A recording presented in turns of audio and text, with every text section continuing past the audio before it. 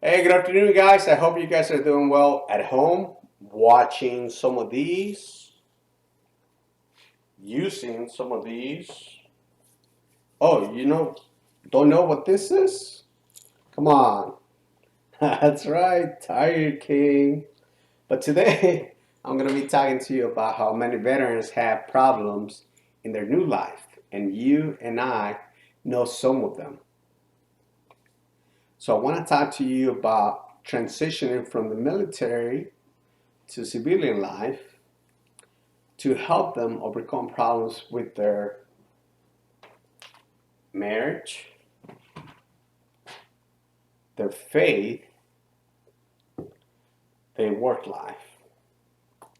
My name is Juan Carlos Gaitan. I retired from the Marine Corps 7 years ago, and I transitioned from the military to civilian life, and I had issues in my marriage, in my faith, in my work life. So I'm sure you know that it takes more than just a piece of paper to be married. It takes two people, right? And communication is a key. Communication, just like in your battalion, and I'm a Marine, so I might be using some Marine terminology. But in your battalion, squadron, unit, communication was key to get things accomplished. Well, same thing in your marriage, before, during, and after, you know.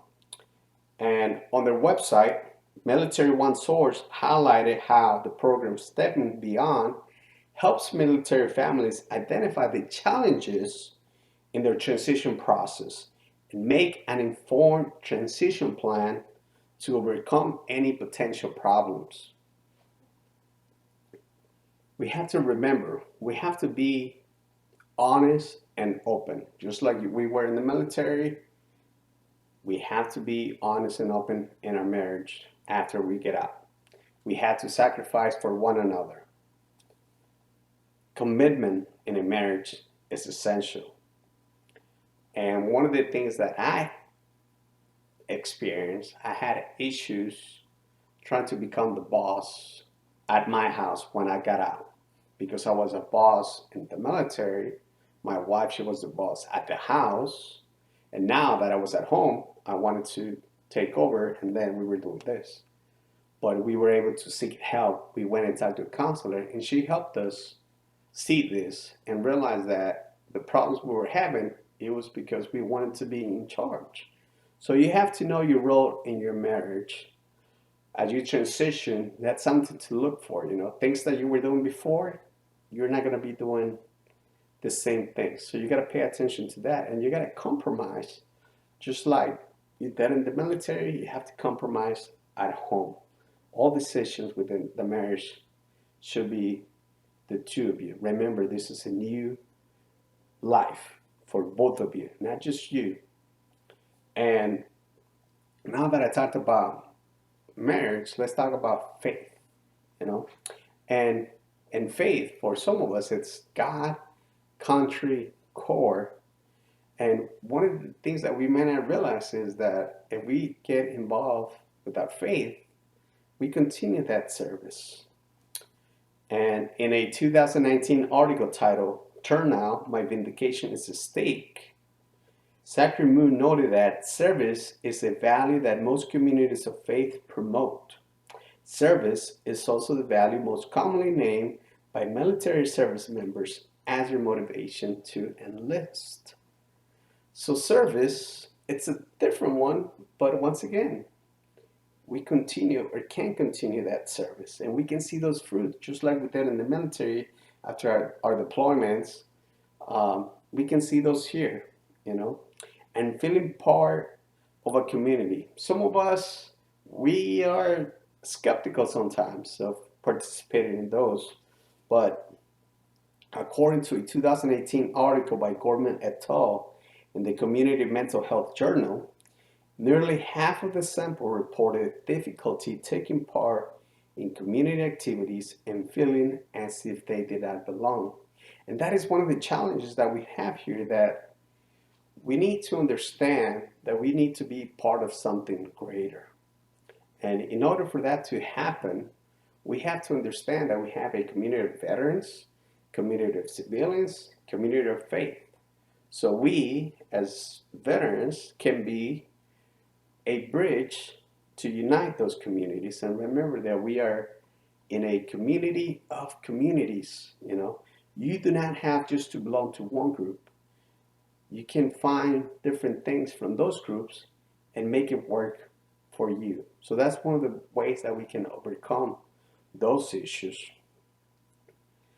Faith is part of our life. So let's talk about work life now. And work life, there's military programs out there that can help us to find a position.